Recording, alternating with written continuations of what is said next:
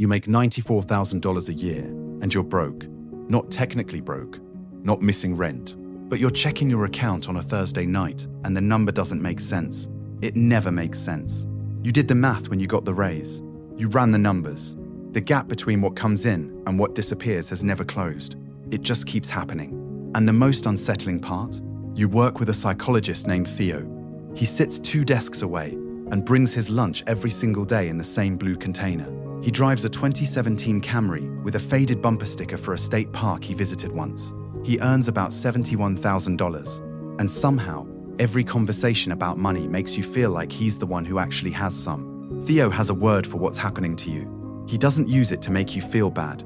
He just says it plainly, the way he says most things, while stirring his coffee and looking out the window. Hedonic adaptation. 2 words. That's it. The idea is simple, and the implications are brutal. Your brain has a baseline, a happiness floor. You hit a new salary. You feel it for a few weeks, maybe a month. Then the floor rises to meet the new number. The raise becomes the norm becomes the minimum, and the minimum quietly becomes not enough. He's not guessing. This is documented, replicated, studied across income levels in countries with completely different economies. The mechanism is the same every time. Here's where it started for you. Your first real job paid $41,000. The apartment you rented was $795 a month.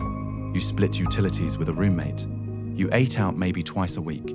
You felt the tightness of that budget constantly, but you also felt something else underneath it. A kind of clarity. Every dollar had a destination. There was no ambiguity. Then came the promotion. Salary went to $58,000. You moved to your own place. $1,150 a month. Nicer building, in-unit laundry, a parking spot you didn't strictly need. It felt earned. It felt proportional. It felt completely reasonable. The problem is that reasonable is the most expensive word in the English language. Theo has a name for that feeling. He calls it entitlement drift. Not in a judgmental way. He's precise about it. He means the psychological process by which spending stops feeling like a choice and starts feeling like a reflection of who you are now. The apartment isn't a luxury anymore. It's an accurate representation of your professional status. The restaurant isn't a splurge. It's where people at your level eat. The gym membership, the delivery service, the upgraded phone, the shoes that cost 3 times what your last pair cost. Each one individual, each one defensible, each one quietly permanent. You never made a single decision to be broke. You made 47 decisions to be comfortable. The number that Theo comes back to, over and over, is $1,300. That's roughly what landed in your account monthly after taxes when you moved from $58,000 to $94,000. Roughly $1,300 extra every single month. Think about what you were going to do with that. You had plans, vague, optimistic, specific enough to feel real plans. An emergency fund, some index funds, maybe a trip somewhere you'd been putting off since 2019. You were going to be different from everyone else who got a raise and somehow ended up in the same place. You were going to be intentional. Here's what actually happened to the $1,300. Rent went from $1,150 to $1,600. That's $450. Gone immediately. New neighborhood, better commute, building gym you use sometimes. Not frivolous, sensible. Then the subscriptions. Not all at once. That's never how it works. A meal delivery kit because you were working longer hours. $190 a month. A premium streaming tier because the ads got intolerable. A fitness app that synced with your watch. A wine subscription that seemed like a good idea in October and that you kept meaning to cancel. A storage solution for the stuff that didn't fit in the new place. By the time you added them all up, and you didn't add them up for almost 7 months, you were at $510 a month in recurring charges for things that had not existed in your previous life. Not one of them felt excessive on its own. Together they were almost exactly 40% of your raise. Theo isn't surprised when you tell him this. He doesn't even look up from his lunch. He says there's a term for it in behavioral economics. Baseline creep, the ratchet effect. Once the floor rises, it almost never comes back down. Not because people lack discipline, because of something called loss aversion. A concept identified by Daniel Kahneman and Amos Tversky that sits at the center of almost everything confusing about human financial behavior. The short version, losing something hurts roughly twice as much as gaining the same thing feels good. Which means the $1,600 apartment you moved into because of a raise would feel catastrophically worse to leave than it felt good to enter. You're not trapped by your income, you're trapped by your new minimum. And then there's the social layer. This is the part nobody talks about honestly. Your colleagues at $94,000 are not living like your colleagues at $58,000 lived. The lunches are different. The restaurants suggested at team dinners are different. The vacations that come up in casual conversation, the weekend trips, the offhand comments about places and things and upgrades, they recalibrate your sense of normal without you noticing. Social comparison theory says you don't measure your financial life against some abstract standard. You measure it against the people closest to you, and the people closest to you just changed. The $60 dinner that would have felt indulgent 2 years ago now feels like the cheaper option at the table. You ordered it. Of course you ordered it. There's a woman in your office named Priya. She makes $112,000. Her apartment is stunning. She took 2 international trips last year. She orders whatever she wants at lunch without looking at the price. You've started doing something you're not proud of. You've started comparing your life to hers and finding it insufficient. Theo would call this upward social comparison. He'd say it's one of the most reliable predictors of financial dissatisfaction across all income levels. He'd say it politely and without accusation. But here's what he'd also say, the part that stings. Priya is $34,000 in credit card debt. You didn't know that. Nobody told you. You were comparing your inside to her outside and adjusting your spending accordingly. There's a number that a researcher named Matthew Killingsworth published in 2021. He updated earlier work suggesting that emotional well-being plateaued around $75,000 annually. His data suggested the relationship between income and happiness continued upward, but the gains compressed significantly. More money, yes, but not proportionally more happiness. Not the amount the spending implies. The brain doesn't experience $94,000 as almost twice $50,000. It experiences it as the new baseline, the new just enough. And just enough is not a feeling. It's an absence of feeling. That's what Theo means when he says hedonic adaptation isn't about excess. It's about the disappearing act your satisfaction does right after you achieve the thing you were aiming for. Here's where it compounds. Not just the spending itself, but what the spending costs you in terms of the future it cancels. That $1,300 a month you absorbed into a more expensive life. If you had invested it, just parked it somewhere unremarkable at a 7% average annual return, compounded over 30 years, you'd be looking at somewhere north of $1.6 million. Not a windfall, not luck, just the math of not spending money you didn't have before. You didn't spend it on anything scandalous. Nobody would look at your bank statements and find a story worth telling. Rent, food, a gym, services, clothes that cost a little more than the last ones.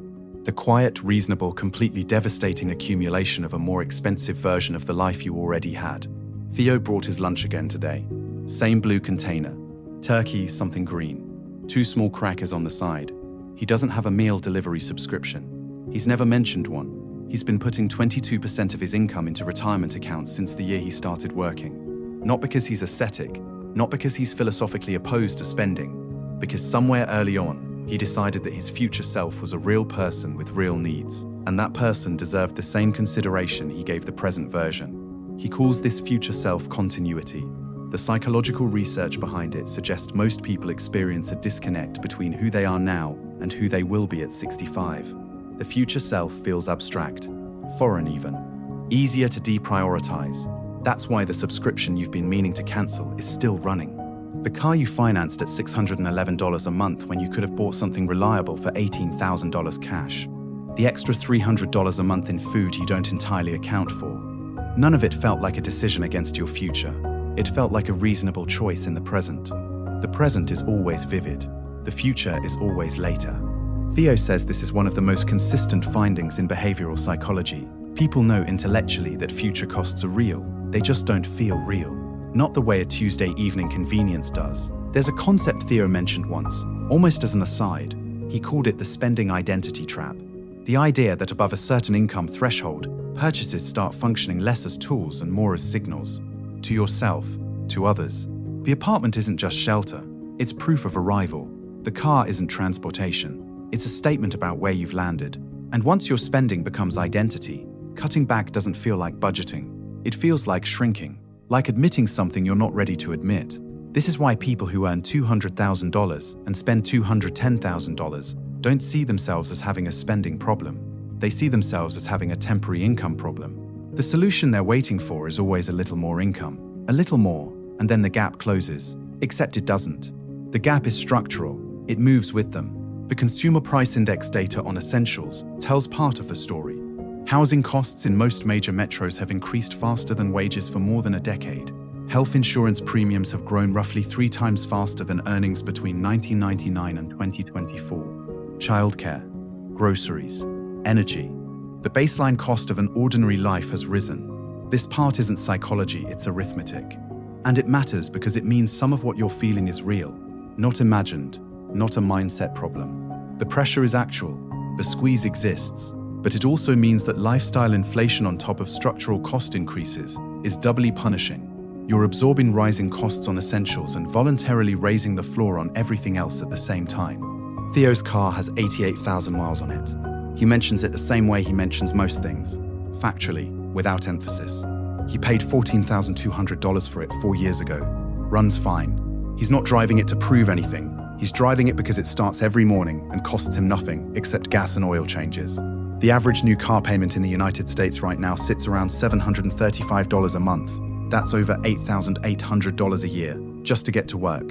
In a vehicle that depreciates the moment it leaves the lot and costs more to insure and register than Theo's entire annual car expense. He doesn't lecture you about this. He just mentions his car the same way he mentions the weather. You do the math yourself on the drive home. There's a man named Jordan who started the same year you did. Different department. He got the same raise trajectory you did, maybe slightly faster. His Instagram has a new car every 18 months, a vacation every quarter, clothes that photograph well, a lifestyle that looks exactly like what success is supposed to look like.